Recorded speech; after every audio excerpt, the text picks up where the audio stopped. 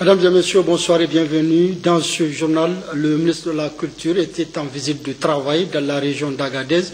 Objectif, s'enquérir du suivi du plan de conservation et de gestion du centre historique d'Agadez, compte rendu Moussa Efale et Nassir Nakakali. Accueilli à l'entrée de la ville d'Agadez par le gouverneur de la région d'Agadez, le colonel-major Mamadou Fodé Camara, le ministre de la Culture, des Arts et des Loisirs à la tête d'une forte délégation effectue un déplacement qui s'inscrit dans le cadre du suivi des plans de conservation et de gestion du centre historique d'Agadez. Ousmane Abdou accompagne le gouverneur de la région d'Agadez. Le colonel-major Mamadou Fodé Camara a entamé son programme en début de matinée par une visite au sultan de l'Aïr Oumarou Ibrahim Oumarou. Une fatia a été prononcée pour que règne paix et prospérité dans notre pays. Le ministre de la Culture, des Arts et des Loisirs a transmis les salutations du président de la République, chef de l'État, son Excellence Alhaji Sefou Mahamadou, très attaché à la chefferie traditionnelle.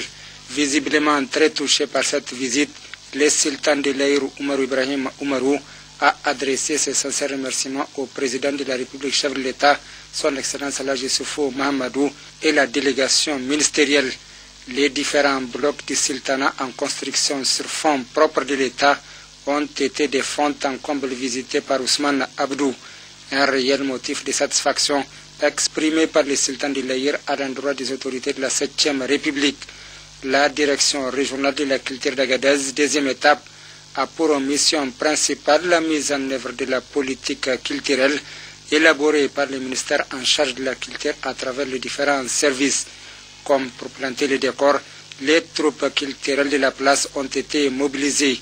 Le ministre de la Culture, des Arts et des Loisirs a exprimé toute sa satisfaction avant de visiter les différents services et un atelier de formation des jeunes dans plusieurs filières avant d'échanger avec le personnel de la direction. Le ministre a encouragé l'ensemble des personnels de la direction régionale de la culture d'Agadez. Poursuivant sa série de visites, le ministre a marqué un arrêt à la célèbre mosquée Emskindi d'Agadez, composée de constructions très anciennes de l'histoire, remonte au 15e et 16e siècle. Elle a été réhabilitée en 2013 par la mairie d'Agadez. Ousmane Abdou, qu'accompagne le colonel-major Mamadou Fodé Camara, a visité la cellule de conservation et de la gestion du centre historique d'Agadez. Elle a pour mission d'assurer la conservation, la gestion et la promotion des biens. Les problèmes évoqués et liés au manque d'électricité. Le centre historique d'Agadez, c'est un rappel, est inscrit sur le registre de la liste du patrimoine mondial de l'humanité UNESCO le 22 juin 2013 à Phnom Penh, au royaume du Cambodge, lors de la 37e session du comité du patrimoine mondial. C'est par la mosquée Abawajé, aux places des martyrs, du 4 mars 1917, au cours de la révolte de Kaousan, qu'a pris fin le programme de visite du ministre de la Culture, des Arts et des Loisirs, Ousmane Abdou. Début ce matin sur toute l'étendue du territoire national du concours d'entrée à la fonction publique pour les cadres de la santé, la synthèse avec nos correspondants régionaux. Ils sont au total 710 candidats, toutes options et toutes catégories confondues, à se présenter ce matin au CG1 Memanga Oumara d'Agadez au concours de recrutement d'entrée à la fonction publique pour le compte du ministère de la Santé publique. C'est à 8h20 que le gouverneur de la région d'Agadez, le colonel-major Mamadou Fodé Camara, accompagné des secrétaires généraux de la région, a ouvert l'enveloppe contenant les premiers sujets de culture générale, destinés aux catégories A1, A2 et A3. Un thème de dissertation portant sur le terrorisme, une réalité avec laquelle les États sahéliens doivent désormais compter. Après une analyse de ces manifestations, les candidats seront amenés à dire quels impacts le terrorisme peut avoir sur les économies et sur le vécu des citoyens. Et le second point, de définir les politiques et stratégies à mettre en œuvre pour les juguler. Sujet d'actualité, dira le gouverneur d'Agadez à l'adresse des candidats à qui il a demandé d'affronter les épreuves avec optimisme et sérénité. S'agissant de l'organisation de ces grands concours nationaux, toutes les dispositions utiles ont été prises par l'État pour permettre à chacun de tenter sa chance. Au demeurant, quelques candidats dont les noms figurent sur la liste nationale mais non parvenus à Agadez ont été autorisés sous réserve de la vérification par la surveillance de compétir. D'ample précision avec le chef de mission, M. Mahamadou Mustafa, DEP au ministère de la fonction publique. Un concours où on a eu à restreindre plus de 10 000 candidats et on a besoin de 1000 et quelques. Tous ceux qui sont dans d'autres centres, si leur nom figure dans la liste nationale, dans la liste générale, ils peuvent toutefois composer dans le centre où ils veulent. Je pense qu'on n'a pas de problème pour le moment. Il convient de préciser que le centre de DIFA compte à son actif un effectif de 301 candidats appelés à subir les épreuves du concours de recrutement à la fonction publique pour le compte du ministère de la Santé publique. Ces candidats de la catégorie A, B et D repartis dans cette salle d'examen sous la supervision d'un jury avec à sa tête M. Mahamadou Abdou Gourouza, dépêché par le ministère de la fonction publique à l'effet de conduire et de superviser les épreuves, ont donc tôt ce matin reçu la visite de la secrétaire régionale adjointe de la région de Difa, Mme Adamou Hadja Memouna Bahago, venue s'enquérir des dispositions prises au plan matériel et technique pour assurer le bon déroulement de ce concours, mais aussi et surtout réitérer aux candidats l'attention toute particulière qu'accordent les autorités de la 7e République à la réussite de ce test pour un concours juste, propre et honnête, ne souffrant d'aucune ambiguïté. Mme Adamou Hadja Memouna Bahago, qui a donc au cours de ce déplacement procédé à l'ouverture de la première enveloppe scellée à la cire contenant la première épreuve qu'est la culture générale, a également saisi cette opportunité pour rappeler aux candidats le sens qui doit les guider dans l'accomplissement de toutes les épreuves qui leur seront administrées, et ce dans l'optique de donner le meilleur d'eux-mêmes.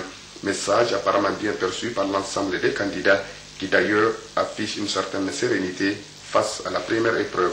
Notre pays, le Niger, s'est engagé dans une nouvelle dynamique qui vise à recruter l'ensemble des jeunes diplômés dans les différents secteurs de la fonction publique, et c'est dans ce cadre que se déroule ce 10 concours de recrutement de 1831 agents médicaux, paramédicaux et administratifs au profit du ministère de la Santé publique.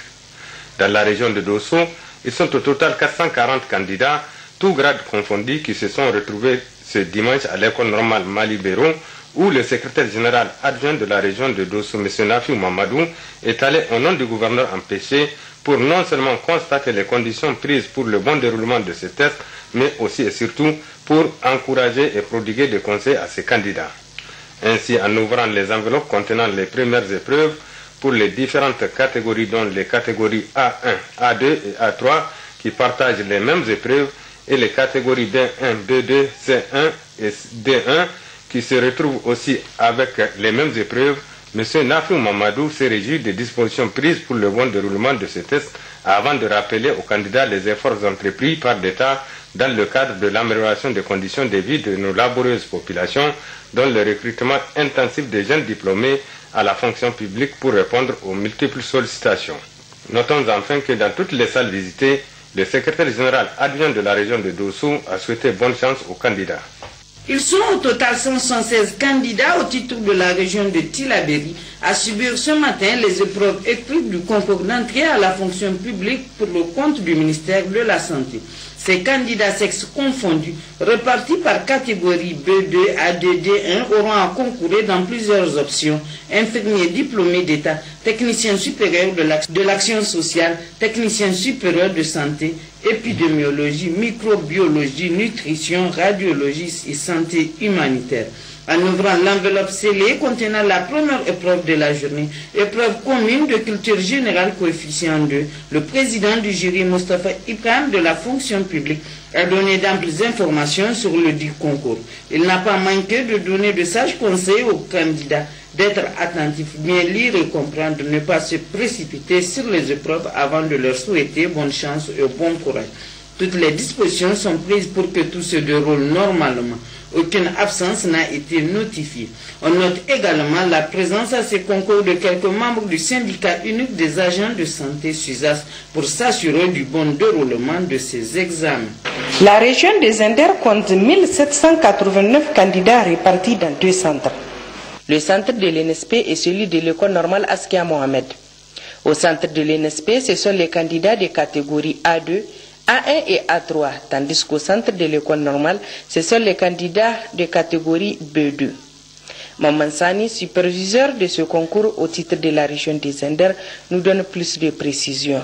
Pour le concours du recrutement des agents de l'État pour le compte du ministère, des agents de la fonction publique pour le compte du ministère de la Santé.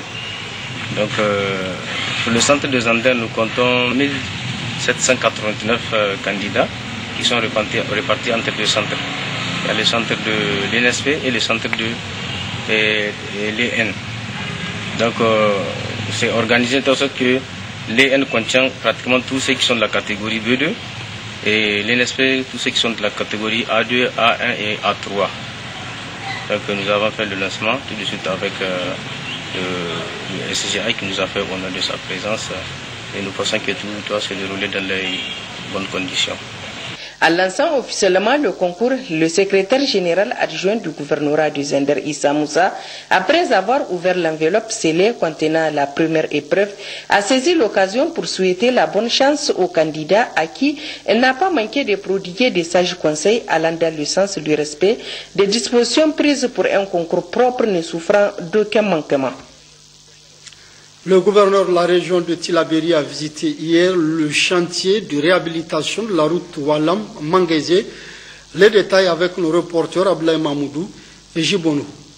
Il s'agissait pour le gouverneur de la région de Tillabéri, à travers cette mission de supervision, d'aller constater de visu l'état d'avancement des travaux de réhabilitation de la route Walam-Manguézé, longue de 45 km et confiée à l'entreprise Sonef BTP pour un délai contractuel de 7 mois. Les trois endroits, c'est des zones où vous avez des mares. Et là, il faut faire des radiers busés.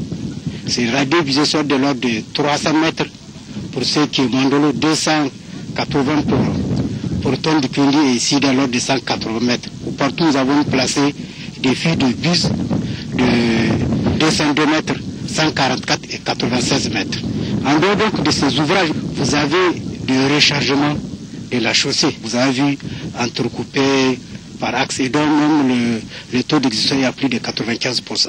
Un taux d'avancement très satisfaisant quand on sait que ces travaux démarrés il y a juste 3 mois se déroulent dans le respect strict des règles de l'art, d'où la satisfaction du gouverneur Assimi Diabiri. Je suis un gouverneur heureux aujourd'hui. Heureux parce que ce tronçon Walam-Manguézé constitue pour tous les usagers de la route pendant l'hivernage un calvaire. C'est une angoisse permanente. Il y a près de 100 000 personnes qui sont concernées, qui se ravitaillent à partir de Niamey, pour lesquelles l'hivernage est une angoisse totale. Plus de 10 ans, pendant l'hivernage, cette route est coupée. Il faut une acrobatie pour y accéder. Dieu merci, vous avez suivi avec nous les 3 points difficiles pour le franchissement sont traités. Là, on peut dire que le taureau a été bien pris par les cornes. Et cette angoisse, ce souci des riverains de cette zone constitue pour nous un vilain passé. Parce qu'avec cette route, c'est un... Fini donc le calvaire des populations de cette partie du Zarmaganda qui ont tant souffert de l'impraticabilité de ce tronçon. La mission du programme hydraulique rural appui au secteur eau et assainissement conduite par le premier vice-président du conseil régional de Maradi s'est rendue dans les communes de Guidaromji et Tibiri pour s'enquérir de l'état d'avancement des travaux de réalisation des puits pastoraux. Reportage Sanoussi Garba et Murtala Dambawa. Cette mission conduite par le premier vice-président du conseil régional de Maradi, Siraji Marman Moussa, est composée des directeurs départementaux de l'hydraulique et d'assainissement, de l'élevage, le responsable du point focal eau, hygiène et assainissement de la commission foncière ainsi que les responsables du Frasia. Il s'est agi pour le premier vice-président du conseil régional, Siraji Marman Moussa, à travers cette mission de constater de lui-même le niveau d'exécution des travaux de réalisation des puits pastoraux. Ils sont au total 27 puits pastoraux réalisés ou en cours de réalisation dans la région de Maradi, dont 17 dans le département de Dakoro et 8 pour celui de Guidarumji. La réalisation de ces puits pastoraux a été financée par la coopération suisse à travers le programme d'hydraulique rurale appui au secteur eau et assainissement Frasia, dont le coût global s'élève à 389 715 450 francs CFA. Le FRASEA entend par la réalisation de ces puits pastoraux l'amélioration des conditions de vie des éleveurs et leurs cheptels. Le choix est extrêmement pertinent parce que nous avons constaté que ces puits ont été creusés là où la population a réellement besoin. Le deuxième constat, c'est que la population bénéficiaire est contente de cette réalisation de ces puits. Nous avons échangé avec notre population. Alors, l'engouement est réel. Le conseil régional assure la l'ouvrage de ces travaux. Donc, ils ont conduit tout le processus d'identification. Et là, nous sommes en phase de réalisation. C'est bien normal qu'ils viennent visiter, s'entretenir avec la population. Et ça nous donne vraiment un réel motif de satisfaction de constater que les puits sont réalisés. Mais le vrai défi, c'est la gestion future de ces ouvrages. C'est vraiment aux communautés de gérer ça pour pérenniser l'ouvrage. Pour les populations bénéficiaires, c'est la fin d'un calvaire. Car avant la réalisation de ces puits, ils passent plus d'une demi-journée à la recherche de cette denrée précieuse qu'est l'eau. Ils n'ont pas aussi manqué à traduire toute leur gratitude et leur profonde reconnaissance à la coopération suisse à travers le programme d'hydraulique rurale appui au secteur eau et assainissement FRASEA Maradi, ainsi qu'au gouvernement de la 7e République. La caravane de sensibilisation du feuilleton Haskema Ganindourou sur le mariage précoce était hier à Kanché, dans la région de Zender. Le film a égayé un public composé majoritairement d'enfants, groupe cible du film, compte rendu Mariam Makaita et Fajibou.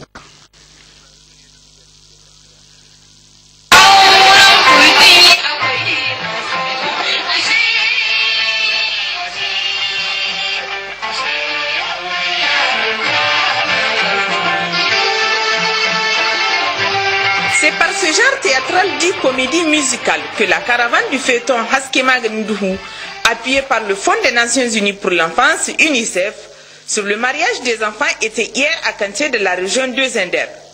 Pourquoi le choix de ce genre théâtral et quelle est sa portée? Achir Wogé, réalisateur et metteur en scène, explique. La comédie musicale, c'est comme nous sommes dans le système de l'éducation, c'est-à-dire l'éducation à travers le divertissement. Donc divertir, mais en même temps éduquer. Donc nous avons choisi donc cette trame donc de la comédie musicale, n'est-ce pas, et pour présenter ce spectacle-là. À travers le rire que nous essayons donc d'injecter les thématiques, donc 70% d'humour, 70% de plaisir, et puis ensuite on met 30% de thématiques, et c'est ça qui facilite, n'est-ce pas, et qui facilite la compréhension. Bien présentée, la thématique un mariage des enfants a été bien perçue par le public. Que constituent ces enfants en témoignent leurs réactions, mais surtout leurs réponses quant au contenu de la pièce et le rôle des acteurs. Les parents également ne sont pas en reste, de même que les encadreurs dans leur sphère de responsabilité et celle de la communauté.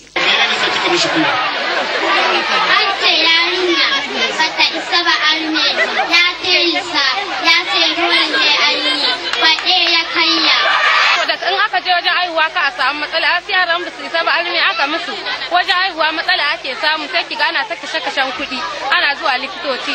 Le département de Kanché, on trouve beaucoup de cas. Cette année, avec la promptitude du préfet, on a mis fin par le principe de dénonciation à 3 cas de mariage précoce. Je peux vous donner des exemples illustratifs. Quand on a eu où le mariage a été célébré un dimanche, nous on a intervenu. Maintenant, le mardi sur prochain, le juge de mineur a appelé les parents, il a appelé la victime, il dit à la fille où tu retournes à l'école, où on prend des actes contre ton papa et ton mari. Choisis. La fille a librement choisi de regagner le corps. On a vu des enfants,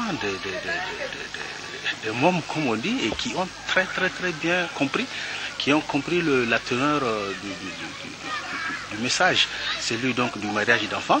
Et vraiment ça a été assez surprenant pour nous. Bon, si les enfants comprennent, donc cela va sans dire pour les adultes.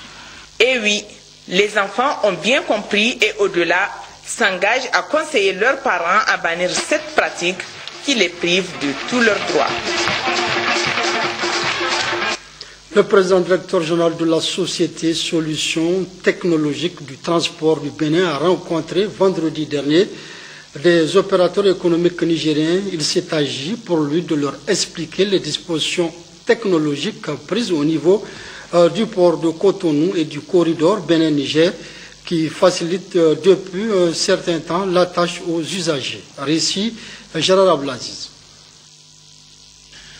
En mission au Niger, le président directeur général de la Société Solutions Technologiques du Transport du Bénin, STTB-SA, a rencontré vendredi dernier au Palais des Congrès de Niamey les opérateurs économiques nigériens. Des dispositions technologiques prises au niveau du port autonome de Cotonou et du corridor Bénin-Niger pour mettre un terme aux tracasseries portières avec la carte d'accès ont été au centre de la rencontre. Pour rentrer votre camion au port de Cotonou, l'entrée unique, c'est 10 000 francs seulement. Ce n'est plus 50 000, ce n'est plus 200 000, ce n'est plus des petits frais sans reçu qu'on appelle de rançonnement. Ça, c'est éliminé au port de Cotonou. Vous venez au port de Cotonou, vous rentrez facilement lorsque vous avez votre carte d'accès. Et aujourd'hui, sauf erreur de ma part, le trafic de Cotonou pour le port, c'est le Niger qui a la grande part. Sauf erreur de ma part, je crois bien que vous formez plus de 50% des camions qui rentrent au port de Cotonou. La STTB-SA, c'est également la sécurisation et la surveillance des biens à distance par la géolocalisation. Des évolutions qui ont été saluées par les opérateurs économiques nigériens.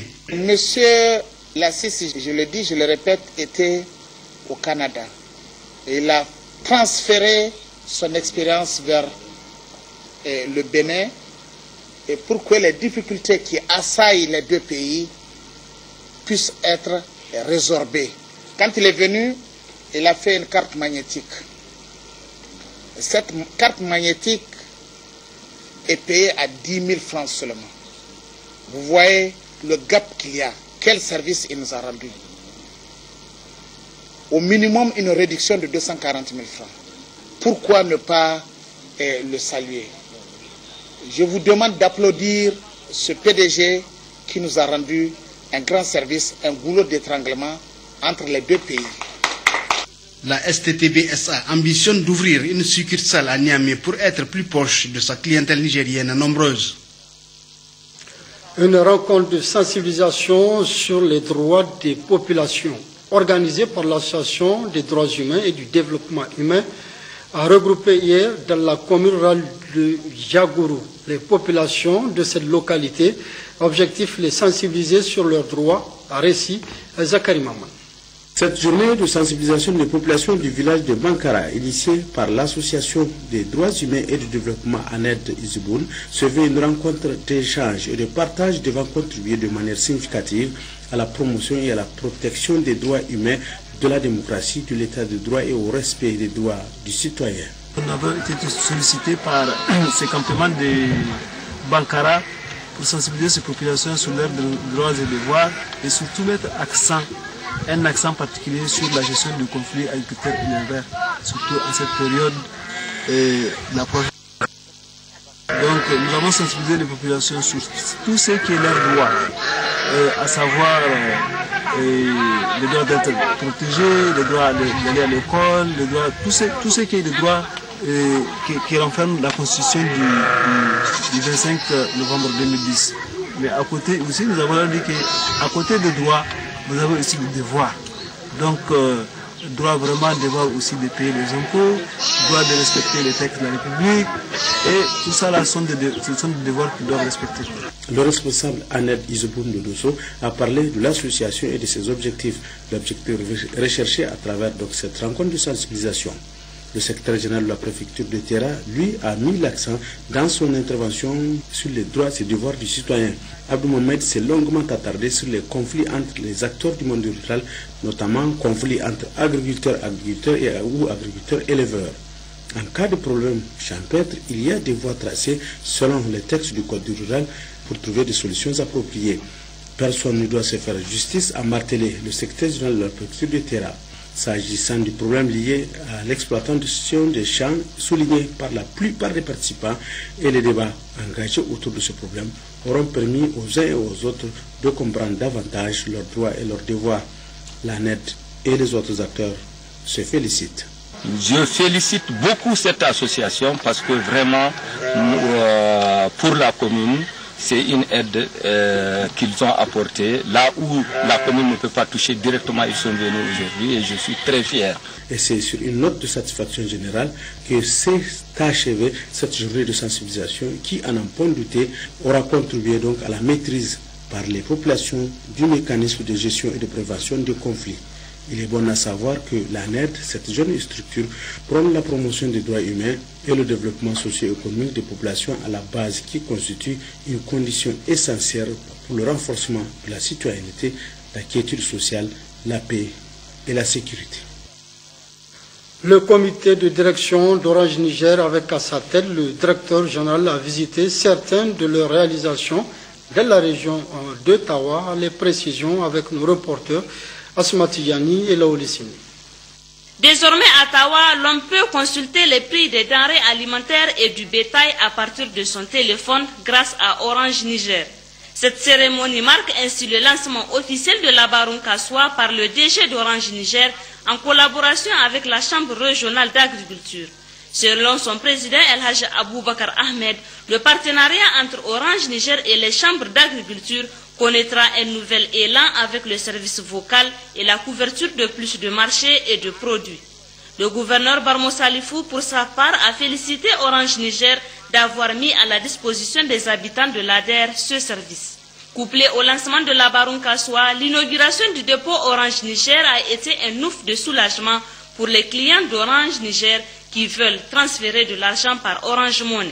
Outre ces activités, le DG d'Orange, Brelotba, a animé une conférence sur la 3G pour les étudiants de l'université de Tawa avec comme thème « Digital pour la recherche estudiantine ».